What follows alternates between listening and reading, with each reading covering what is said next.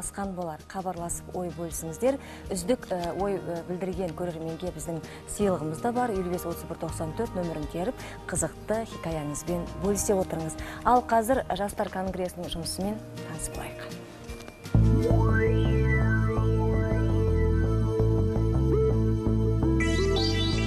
Қазақстан жастарының конгресі елдің қиыр-қиырындағы жастар орталықтарының басын біріктіретін ұйым. Ол 2001 жылы елбасымыздың мұрындық болуымен құрылған болатын. Ел мақтанышына айналған азаматтар түлеп ұшқан конгресс бүгінде көптеген халықаралық ұйымдарға мүше. Осы жылғы бастамалардың бірі жаңа дем деген жоба бастадық. Ол жобаның ерекшелігі бұл біз 4 облыста, Батыс Қазақстан облысы, Ақтөбе облысы, Қарағанды және Павлодар облысында 25 ауыл таңдап алдық. Сол 25 ауылда, яғни жағдайы қиын отбасыларына, онан бөлек бала шағасы көп отбасы болады. Соларға көмек беріп, атсалысып, яғни үйлеріне жөндеу жұмысын жүргіздік. Мысалы, балаларына мектепке баруға киім-кешек беру жұмыстары, онан бөлек қорасын тазалау болуы мүмкін, тағы да басқа бір атсалысу болып табылады. Бұның бәрі, яғни еліміздің тәуелсіздігінің 25 жылдығының аясында өтіп жатқан іс-шара. Жастарды жұмыспен қамту, олардың бос уақытын тиімді пайдалану, жағдайы төмен отбасыларға қол ұшын созу Жастар конгресі жұмысының басым бағыттарының бірі. Әр күн сайын мұндағылар жиын өткізіп, атқарылуы тиіс жұмыстар жөнінде ақылдасады. Елордадан орын тепкен оқу орындарында студенттермен дөңгелек үстелдер өткізіп, келелі мәселелер төңірегінде ой қозғап та жүр. Еліміздің бас қаласы Астана қаласының жастарымен жұмыс жасау, оларға қолдау көрсету, олардың жалпы қандай да бір мұқтаж қажеттер болса соған қол ұшын беру, немесе барынша біздің қолымыздан қандай көмек келеді, соның бәрін жасау. Дәл қазіргі уақытта біз Астана қаласындағы мемлекеттік қызмет істері және сыбайлас жемқорлық департаментінің жұмысымен бірге жастар арасында немесе жалпы қоғамда осы сыбайлас жемқорлыққа қарсы профилактикалық жұмыстар жүргіздік, брейн-ринг өткіздік. Әртүрлі жастар арасында қазір танылып кеткен вайндар болады ғой, вайндар, видеороликтер, сондайларды бойынша конкурс жариялап жатырмыз. Мұндағы қызметкерлердің барлығы дерлік жастар болғандықтан бос уақыттарында өзара әңгіме дүкен құрып, әртүрлі тренингтер мен шеберлік сағаттарында өткізеді. Солардың біразына біз де куә болдық. Танымдық ойындарда ұйымдастырылды, ән де шырқалды. Мақсаты айқын, жастар алдағы уақытта да қолға алған жарқын істерін жалғастырмақ ниетте. Қазақстан жастарының конгресінде тағы қандай жаңалықтары болып жатыр? Оны студиямыздың төріне келген арнайы маманнан сұрайық. Бүгін студиямызда Қазақстан жастарының конгресі қауымдастық нысанындағы заңды тұлғалар бірлестігінің атқарушы директоры Айдын Маратұлы Сәбитов. Айдын, қош келдіңіз. Қайырлы таң, Айдын. Енді өзіңізді біздің таңғы студиямызда тағы да көргенімізге өте қуаныштымыз. Көңілге барлығы жақсы. Жақсы. Бәрекелді. Енді жігер әскери патриоттық лагерінің қоғамдық тыңдалымдары өткен болатын жақында. Қателеспесем, Щусинск қаласында болу керек, иә? Енді жалпы осы шараның көздеген мақсаты қандай? Жалпы осы туралы әңгіме айтайықшы. Жалпы осы 25 қазаннан бастап 30 қазанға шейін Ақмола облысында Щучинск қаласында әскери патриоттық лагері өтті, жігер атты лагері. Негізгі мақсаты бұл лагердің жалпы жастардың арасында ұлттық патриоттық құндылықтарды дәріптеу, оған қоса әскери мәселе бойынша жалпы методологиялық жұмыстарды жүргізу. Ол жерде жалпы еліміздің түкпір-түкпірінен әскери патриоттық клубтардың өкілдері және жастар ұйымдарының өкілдері, жастар ресурстық орталықтарының өкілдері келіп, жалпы бірге жиналып, талқылау жұмысын жүргізді, жаңа ұсыныстар қалыптастыру болды негізгі мақсат. Бұның барлығы жалпы 4 күн ішінде әдістемелік жұмыс жүргізіп, сол әдістемелік жұмыстың негізінде жалпы 5-ші күні қоғамдық тыңдалымдарда жалпы қорғаныс бағытында істейтін біздің саясаткерлердің алдында жалпы ұсыныс беру болып табылды. Сондықтан да жалпы біздің ойымызша біз өзіміздің негізгі алға қойған мақсатымызды орындадық. Біріншіден жалпы әдістемелік жұмыс бағытында бірінші рет өтіп жатыр лагер. Оның алдында жыл сайын Айбын лагері өтеді, ол Спасск қаласында, Спасск базасында, Қарағанды облысында. Ол жерде кішкене мақсат басқа, ол жерде көбінесе алаңдарда жалпы әскери патриоттық ойындар, әскери патриоттық жаттығулар жүргізіледі. Ал жалпы бұл жерде кішкене әдістемелік жұмыс болғандықтан ортақ бір құжат дайындадық және біз жастар болып осыны ұсыныс ретінде жеткіздік. Соның нәтижесінде жалпы әскери патриоттық қозғалысты, жастар қозғалысын дамыту деген бір ұсыныс қолға алынды. Енді Айдын мырза, жастар саясатын дамытуда қазір қандай жобалар ұйымдастырып жатырсыздар? Жалпы жоба көп, әрине. Біріншіден жаңа әскери патриоттық бағытта айттық, оның алдында біз бизнес демеу деген, бизнес тағылымдама деген жас кәсіпкерлерді дамыту бағдарламасын жасадық. Онан бөлек біз жаңа деген бағдарламаны сіздерге айтқан болатынбыз осының алдында. Ол бағдарлама аяқталып қалды, яғни жалпы нәтижелі болды деуге болады. Жалпы бұдан бөлек жаңа белес деген бағдарламаны жүргізіп жатырмыз. Қазіргі таңда ол 4 облыста болып жатыр. Жалпы жұмыссыз жастарды жұмысшы мамандықтарға үйрету, бағу, қамту және бір жұмысқа тұрғызу мақсатында. Бұл жоба Шығыс Қазақстан облысында өте жақсы деңгейде жүріп жатыр деп атауға болады. Жалпы облыстан әкімшілігінен звондап бізге келесі жылға, яғни телефон шалып ұсыныс жасап жатыр, осы жобаны жалғастырайықшы деп. Сондықтан да жобаларымыз әрине көп. Бұлардың бәрін біз жылдың соңында сараптаймыз. Онан кейін бәлкім ең пайдалы, ең нәтижелі дегендерді келесі жылға біз жалғастыруға тырысамыз. Негізі жаңағы жоба шынымен де көңіл қуантарлық жағдай екен. Жұмыссыз жүрген қаншама біздің жастарымыз бар, солардың бәрін басын біріктіріп, жұмысқа орналасуына, өздерінің қалаған мамандықтары бойынша жұмыс таба алмай жүрген жастарымыз да көп қой. Енді сондай-ақ жас кәсіпкерлерді қолдау деп айтсақ болады. Болмаса жаңағы еріктілердің қатарының санын арттыру жағы сіздерде жолға қойылған ғой? Әрине, біз жылдың ортасында бастағанбыз. Экспо ұлттық компаниясымен бірге келесі жылы Экспо көрмесіне супервайзер мен еріктілерді дайындау жұмысы жүргізіліп жатыр. Ол жерде де оқыту жұмысы, жалпы супервайзер қалай жұмыс істеу керек. Супервайзер дегеніміз ол жалпы еріктілерді қадағалайтын бір қалай айтса, мысалға еріктілердің саны 100 адам болуы мүмкін, соларды қадағалайтын бір адам болу керек. Ол әрине сол еріктілердің жалпақ тілде басшы деп айтсақ. Басшы деуге болады. Соларды оқытып, жалпы бүкіл өңірден келіп жатыр. Жалпы осы қараша айында да туған өлке деген еріктілердің бір іс-шарасы өтеді, Астанаға жиналады.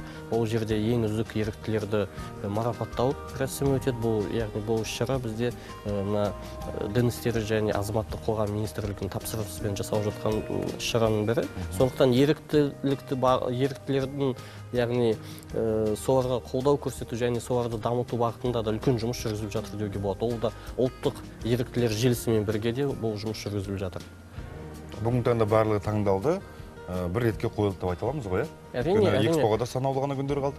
Әрине, бұны былай бітті, бұл мәселе аяқталды, бір ретке қойдық деп айтуға болмайды. Бірақтан біз яғни бір жүйеге келтірдік. Енді сол жүйеден тыс қалмау үшін үнемі жұмысты жүргізіп отыру керек. Экспо өтеді, ол кетеді, оның алдында да, онан кейін де жобалар болады. Сондықтан да бұл бағытты, яғни жастар саясатының бір бөлігі ретінде үнемі жылдан жылға дамыту керек деп ойлаймын мен. Енді Айдын мырза, осы орайда мен шынымды айтсам өз басым қуанып отырмын. Осындай жастардың алға ұмтылысы, олардың бойына ерік, жігер, күш беретін осындай сіздердің тарапыңыздан ұйымдастырылып жатқан жобалар жыл сайын өзінің жаңағы деңгейін көтеріп жатыр, иә?